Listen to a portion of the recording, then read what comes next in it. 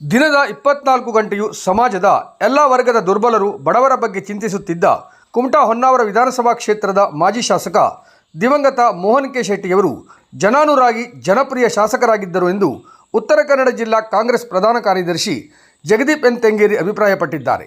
ಹೊನ್ನಾವರ ಪಟ್ಟಣದ ಬಸ್ ನಿಲ್ದಾಣದ ಬಳಿ ಇರುವ ಅಪರ್ಣಾ ಕಾಂಪ್ಲೆಕ್ಸ್ನಲ್ಲಿ ದಿವಂಗತ ಮೋಹನ್ ಶೆಟ್ಟಿ ಅಭಿಮಾನಿ ಬಳಗದಿಂದ ಏರ್ಪಡಿಸಿದ್ದ ಮಾಜಿ ಶಾಸಕ ದಿವಂಗತ ಮೋಹನ್ ಶೆಟ್ಟಿಯವರ 73ನೇ ಜನ್ಮದಿನಾಚರಣೆಯನ್ನು ಉದ್ದೇಶಿಸಿ ಮಾತನಾಡಿದರು.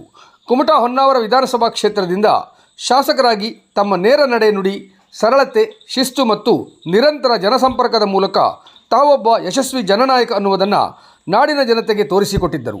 ಆ ಕಾರಣದಿಂದಾಗಿಯೇ 2005ರಲ್ಲಿ ಕಾಂಗ್ರೆಸ್ ಪಕ್ಷ ರಾಜ್ಯದಲ್ಲಿ ಅಧಿಕಾರ ಕಳೆದುಕೊಂಡರೂ ಮೋಹನ್ ಶೆಟ್ಟರು ಮಾತ್ರ ಕುಮಟಾ ಕ್ಷೇತ್ರದಲ್ಲಿ ಪುನಃ 2ನೇ ಬಾರಿ ರಾಜ್ಯ ವಿಧಾನಸಭೆಗೆ ಸ್ಪರ್ಧಿಸಿ ಗೆದ್ದಿರುವುದು ಅವರ ಜನಪರ ಆಡಳಿತಕ್ಕೆ ಹಿಡಿದ ಕೈಗನ್ನಡಿಯಾಗಿದೆ ಎಂದು ಬಣ್ಣಿಸಿದರು. ಇಂಥ ಜನಪರ ವ್ಯಕ್ತಿತ್ವದ ಪಕ್ಷದ ಕಾರ್ಯಕರ್ತರು ಮತ್ತು ಕ್ಷೇತ್ರದ ಜನರನ್ನು ಪ್ರೀತಿಸುವ ಇನ್ನೊಬ್ಬ ರಾಜಕಾರಣಿಯನ್ನು ನಾನೆಂದು ನನ್ನ ರಾಜಕೀಯ ಜೀವನದಲ್ಲಿ ಕಂಡಿಲ್ಲ ಎಂದು ಜಗದೀಪ್ ತೆಂಗೇರಿ ಹೇಳಿದ್ದಾರೆ.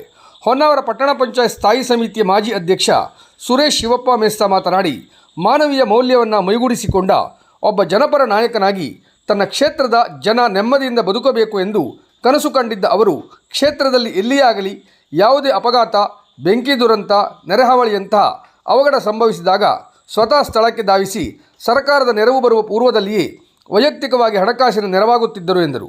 ಹೊನ್ನಾವರ ಬ್ಲಾಕ್ ಕಾಂಗ್ರೆಸ್ ಉಪಾಧ್ಯಕ್ಷ ಕೇಶವ್ ಎಲ್ ಮೇಸ್ತಾ ದಿವಂಗತ ಮೋಹನ್ ಶೆಟ್ಟಿ ಅವರ ಸಮಾಜಮುಖಿ ಕಾರ್ಯ ಬಣ್ಣಿಸಿದರು.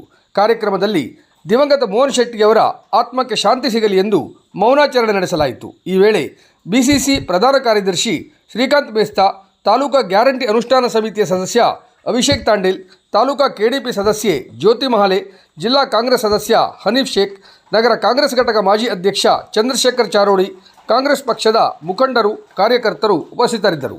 ರಾಜಕಾರಣಿಯಾಗಿ ನೋಡಲಿಲ್ಲ, ಅವರೊಬ್ಬ ಮಾನವತಾವಾದಿ, ಅಂದ್ರೆ ಮನುಷ್ಯತ್ವವನ್ನ